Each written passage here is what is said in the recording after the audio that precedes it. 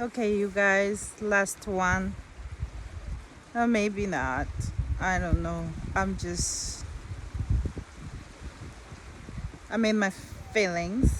Um, really in my feelings. In life, if you go somewhere where there's no noise, where there's no Wi Fi, and every ping, that you have to listen to emails, Teams notifications, whatever. And you just go be with yourself and with your feelings and with all the feels and feel. Really feel and get to know yourself, and not even fight the feelings because the negative ones will come too. That person who looked at you a certain way, that person maybe in your family who's just behaving anyhow, as my Niger people say. The negative ones will come too, or maybe just your life isn't exactly where you want it to be. They will come too, but don't fight them. Feel them. I feel like what social media and now AI, unfortunately, has succeeded in doing is just drowning us, our thoughts, our feelings, with so much noise, so we don't have to feel our feelings. So we can just avoid it. We can just, oh, and my trauma is coming from my childhood trauma, of what happened to me when I was a child. Yes. And most of us, especially those who are from where I am, we never process those feelings. We just throw them under the rug. We, just cover with the rags and just pretend it's not there. And some people will go, oh, but you're in your 40s, you're in your 50s. How come you still feel that way about this? Because I never processed it. I never did. I was just taught, or I just learned because of people around me, to pretend it wasn't there. I just learned to put it under the rug. And now that I'm an adult, and I'm so thankful. I'm so thankful for where I am and where God has brought me into my life, spiritually, geographically. I am able to now know, oh my God, that was wrong, that this person did this, and that this person did this, and that that was wrong. And by the grace of God, I'm now having to work through my feelings. It's almost 50, and that's okay. Everyone's journey is different. We don't have comparison is a thief of joy. We don't have to compare ourselves. Thank God some people manage to work through their issues when they are younger, but for some of us, yeah, we get to do it in our 40s, in our 30s, in our 50s. And I am grateful because I get to break the generational patterns. I get to break the generational patterns for my children, for my grandchildren, for my great-grandchildren. All the generations that are coming, they will never have to deal with the traumas that I dealt with. Never. Not on my watch. Because I get to break the ground. I get to break up the fallow ground for them. Even my daughter will not have to fight the battles that I fought. And thank God I don't have to fight the battles that my mother fought, or my grandmother Enya, that she fought. I always used to tell my daughter, I remember our favorite talks was, honey, I already make these mistakes, A, B, C, D, E, F, G. I don't want you to, I'm not saying don't make any mistakes. For sure, we're human beings, right? We will make mistakes. But I'm saying go make new ones. Go make new mistakes as you live don't make this one. I already did. Don't make this one. My mother already did. Don't make this one. My grandmother did. So it's just like we don't ever feel our feelings. We just drown them with the noise of social media and pretending and by the way, me, when I share these things for me, it's not even to show off and like, oh, look, I've been to this place, and maybe I'm human too. Maybe there's a little bit of that too, whatever. But for me, it's just to say, if I can do it, guess what? You can too. You can too. The Bible says, it's one of my favorite verses, the race is not to the swift, or I can't remember how it really says. Unfortunately, I don't have Wi-Fi and I can't look up the verse. The race is not to the swift. Time and chance happen to all men. All men. Black, white, rich, poor. Time and chance happen to all men. It's what you do with the time and chance that happens to you. Sometimes we miss it, and so it's just like, come on, you guys, we gotta break these generational patterns for our children, for our grandchildren, and deal with our traumas and process being our feelings and feel them, really feel them, negative, positive, whatever, feel them, and have conversations with people who are open to have conversations. Parents, I am a parent and I goofed up. I messed up big time as a parent, as a mother. I was young, didn't know what I was doing. I know there are some young mothers who did way better than I did. And I'm so grateful for people who stepped up and helped me, my mom, my aunt, and uncle. Those people who stepped up. But it's like I messed up so much and I can never say sorry enough to my daughter. And I always do. Sometimes she even gets upset because I'm always saying, honey, I'm so sorry. I am so sorry that you had to go through that because of my stupid mistakes, because of your father's stupid mistake. I'll own mine because we are on my timeline. I'm not going to even talk about other people. I'll take responsibility for my own mistakes and the things that my child had to suffer. I can't be in my ego and now pretend, oh, I was perfect as a parent, so now you have to respect me and do this to... No, she gets to choose. She gets to choose whether she wants to or not. And even to forgive me for the things that she suffered because of my poor choices. She gets to choose to forgive me, to love me, to allow me to be in her life, to be a part of her life right now. She gets to choose. I don't get to dictate, how she lives her life because, oh, by virtue, I brought you into this world. Come on. Were you even there? Were you even present in that child's life, And I get it. Sometimes we do the best we can with what we have. Like I'm saying, I'm admitting my foolish mistakes, right? But I'm saying own it.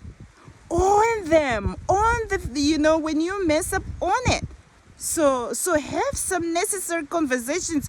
If people are open to have these conversations with you, then have them.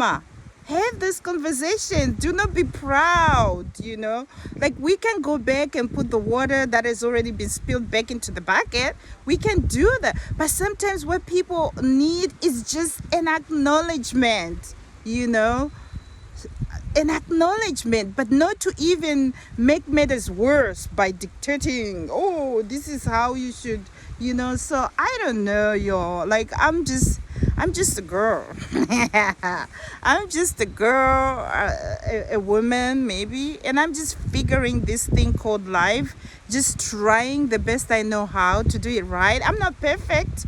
I'm not by any means saying, oh, I've arrived and I'm perfect and, I'm the ultimate perfection. No, I am very flawed and I'm just trying to figure it out. And also trying to give grace to those who want to be a part of my life. If you don't want to be a part of my life, I don't want to be a part of your life either. So I'm just trying to figure it out. But I'm paying attention to me right now.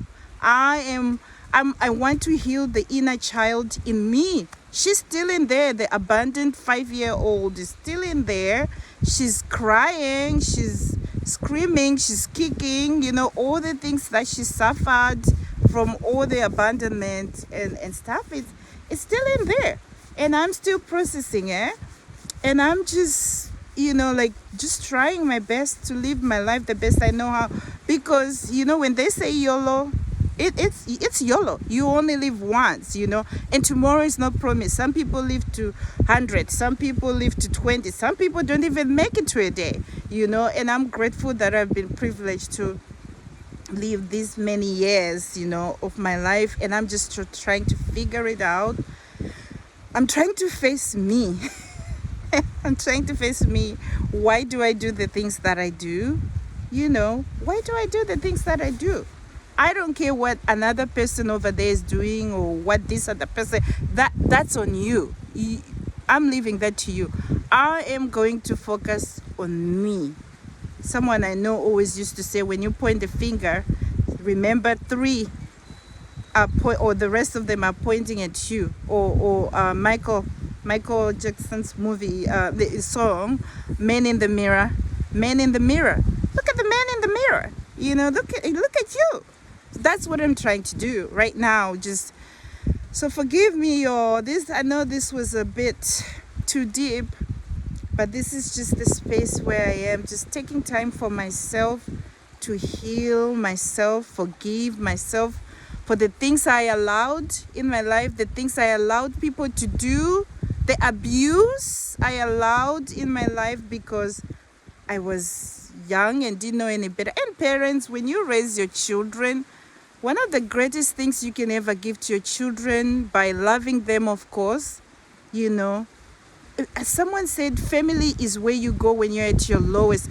Creating a safe space for your children. You know how children, when they're in the public, sometimes they do act up too, but sometimes they can be so perfect at daycare.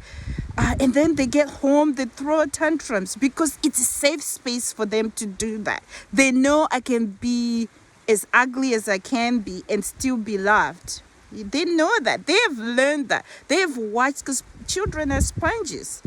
But if you, even at home, you don't give them space to express themselves, to be angry, they're going to learn to what my professor used to call managing impressions. You're constantly managing impressions, constantly. What will they think about me? When you worry about what people think of, we were taught that when we were little, toddlers, managing impressions of our parents, impressions of those around us, and you live your entire life managing impressions. What a way to live your life, man. I know I got it a little late, but I'm grateful because right now, forgive my French, but I don't give an F what anyone thinks about me. And I'm reading that book too, The Subtle Art of Not Giving an F. I can't say that word, unfortunately. I do in my head, but outside, because I'll be surrounded by some people that I respect, and I don't want them to hear me say that word. Forgive me, Lord. I'm not Catholic, but yeah, it's the subtle art of not giving an F.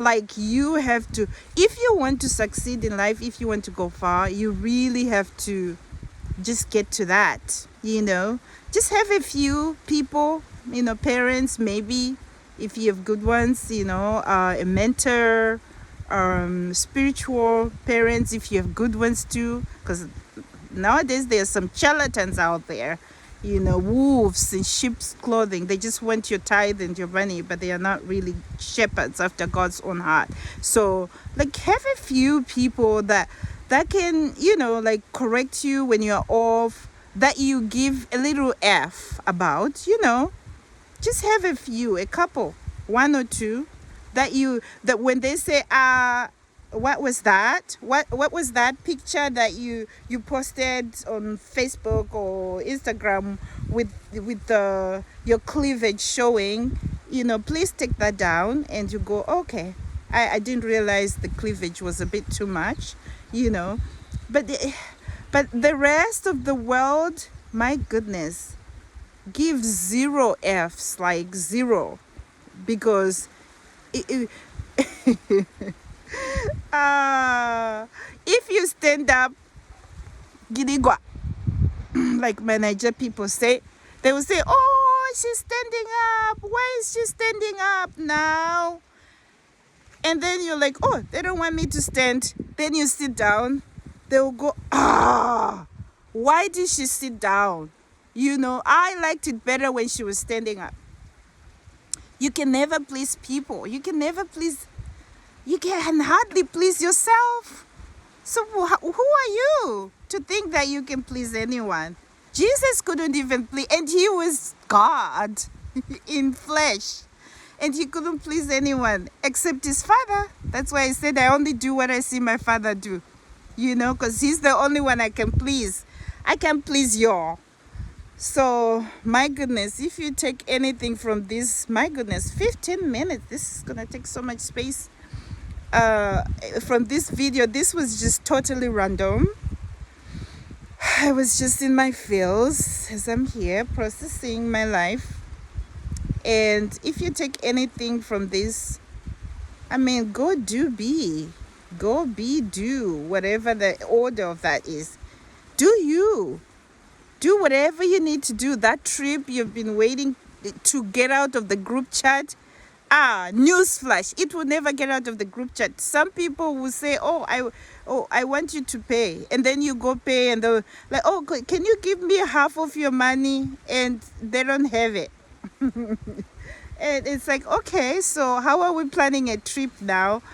It will never come out of the group chat. I tried. And if you're one of those people I've tried to plan a trip with, I mean, this is no shade. I'm just sharing. I'm just sharing my experiences, you know. Like, just do it by yourself. I made up my mind a couple of years ago that I'm just going by myself. I go out to eat by myself. I go out for coffee by myself. I will go sit by myself. After all, I was an only child for almost a decade. My brother was born when I was 10. So it's like I've always known I'm okay. I'm comfortable in my own company. You know, groups slow me down. So I would love it if I have a group of friends to travel with, or even one friend to travel with. I would love it. But I'm not waiting. I'm just not. I am going to do whatever I need to do. I will find groups of strangers that I can trust, and I will go on a trip all by myself. I don't even care. And I will enjoy life, because you will say, oh, did we know that COVID was going to hit us like that in 2020? No. We were planning. People had booked cruises. Tomorrow is not promised. You just got to do what you have to do. Don't wait for a trip to go out of the group chat. Just do it by yourself. Plan it by yourself and go. Don't wait for nobody. Just do it. You know. All right, y'all. Love y'all. Bisous. Since I'm here in a French-speaking region, I'm just going to say bisous.